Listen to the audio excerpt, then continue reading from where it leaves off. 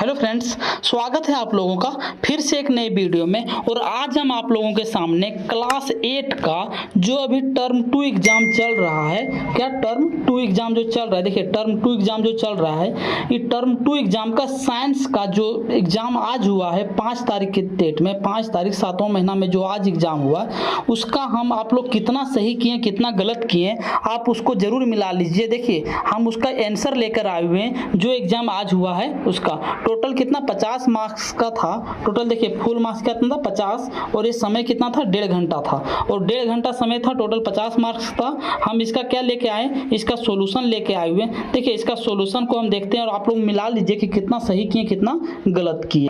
1 से लेकर 7 तक जो क्वेश्चन है, 1 से 7 तक किन्हीं 5 प्रश्नों का उत्तर देना था। कितना 5 प्रश्नों का उत्तर देना था, और ये 2-2 नंबर का क्वेश्चन था। टोटल 10 नंबर आपको मिलने वाला है। और ये अति लघु मतलब लघु मतलब होता है छोटा, लघु उत्तरीय प्रश्न था। मतलब आपको एक लाइन में तो एक शब्द में आपको आंसर देना था। देखिए फर्स्ट नंबर क्वेश्चन क्या बोल रहा है, फर्स्ट नंबर क्वेश्चन बोल रहा है कि सल्फ्यूरिक अम्ल का रासायनिक सूत्र क्या है। तो सल्फ्यूरिक अम्ल का रासायनिक सूत्र होता है H2SO4, H2SO4। तो देखिए H2SO4 होगा। यह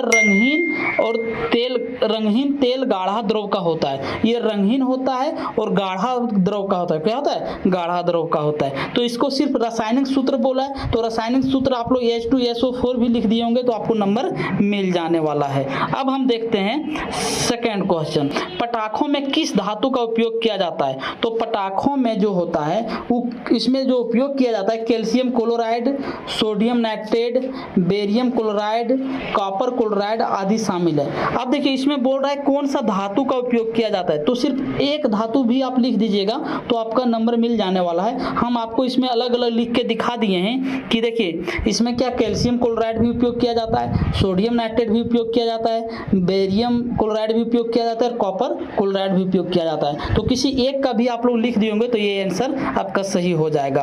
अब हम चलते हैं बल का एसआई मात्रक, बल का एसआई मात्रक। तो बल का एसआई मात्रक हम लोग बचपन से पढ़ते आए कि बल का एसआई मात्रक क्या हो जाएगा, न्यूटन हो जाएगा। क्या हो जाएगा, न्यूटन हो जाएगा। अब हम देखते हैं 4 नंबर क्वेश्चन। नंबर क्वेश्चन में क्या है, प्रथम पूर्ण संश्लेषित रेशा का नाम लिखिए।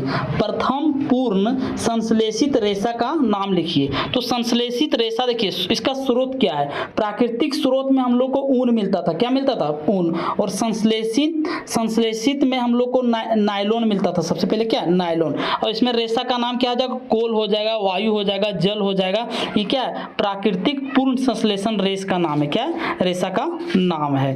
अब हम 5 नंबर क्वेश्चन को देखते हैं। देखिए 5 नंबर क्वेश्चन क्या है, 5 नंबर क्वेश्चन बोल रहा है कि सौर मंडल, क्या सौर मंडल का सबसे बड़ा ग्रह क्या है। तो सौर मंडल का सबसे बड़ा ग्रह बृहस्पति है। क्या है, बृहस्पति है। पूरा रूप क्या है, liquid petroleum gas, liquid petroleum gas. देखिए हम लिख भी दिए लिक्विड पेट्रोलियम गैस।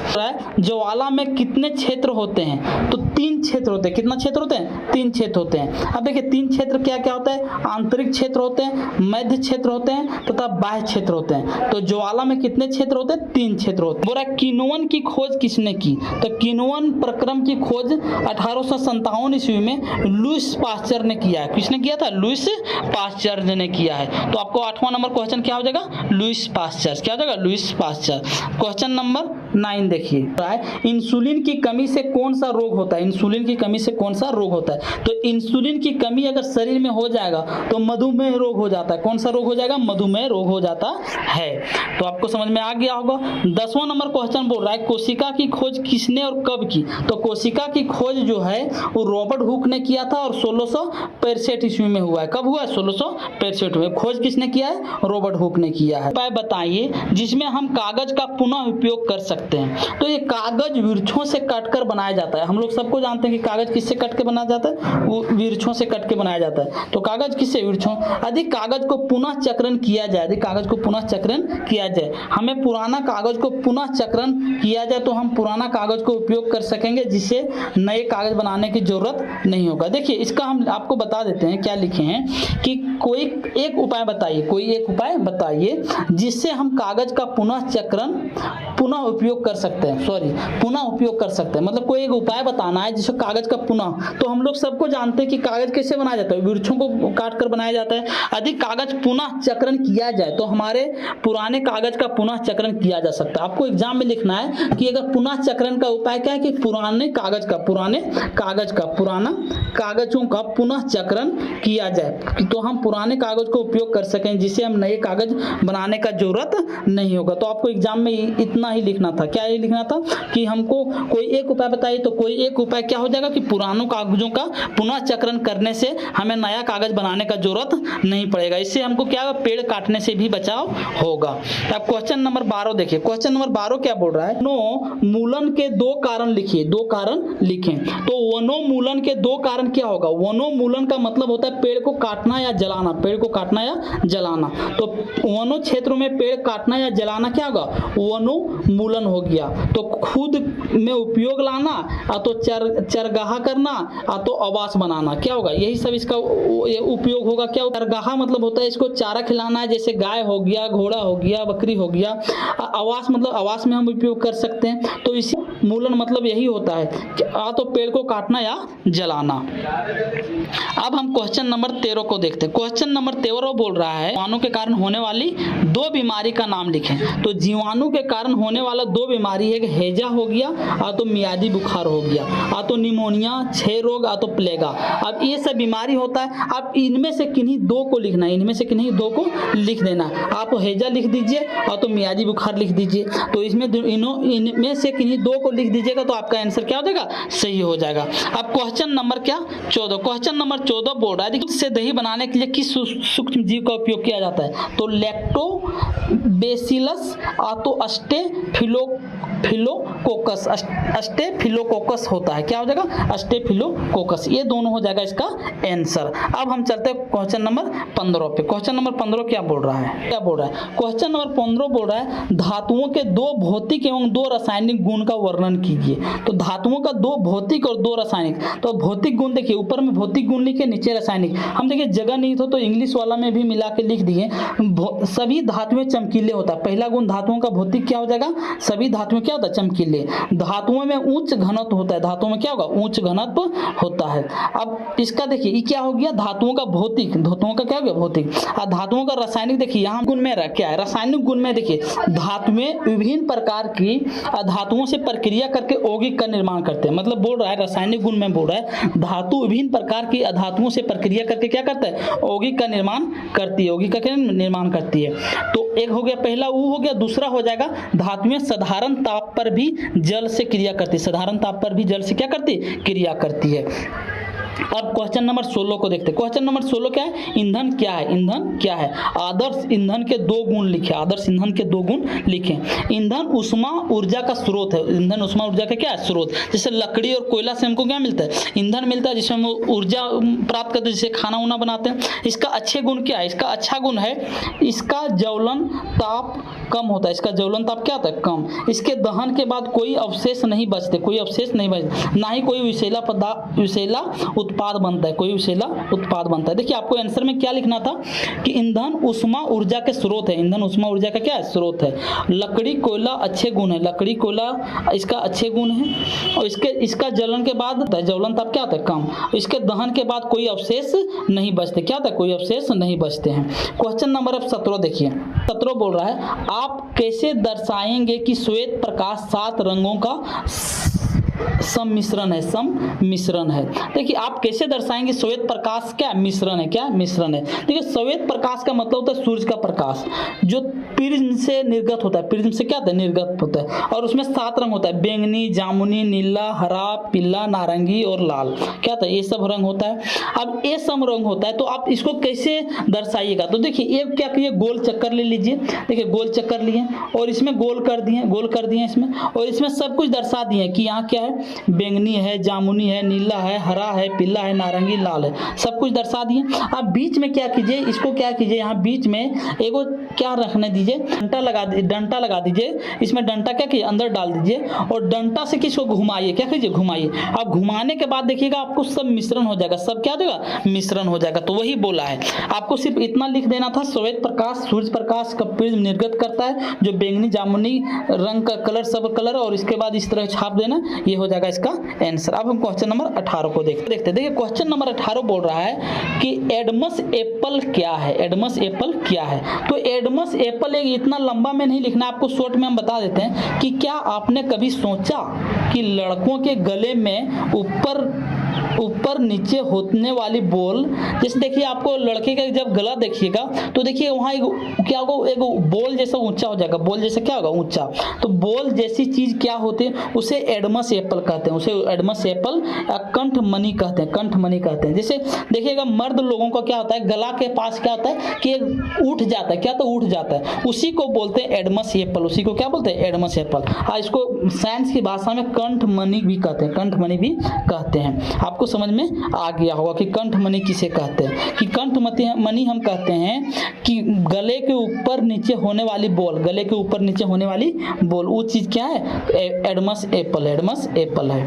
अब क्वेश्चन नंबर 19 देखिए, क्वेश्चन नंबर 19 बोल रहा है कायांतरण, कायांतरण क्या है। तो किसी जानवर के पैदा होने के या अंडे से निकलने के बाद, अंडे से निकलने के बाद कोशिका सेल में बढ़ोतरी से उसके शरीर के ढांचे में कम समय में बड़ा परिवर्तन आ जाते हैं, कम समय में बड़ा परिवर्तन आ जाते हैं, उसे हम क्या कहेंगे, कायांतरण कहेंगे, कायांतरण कहेंगे।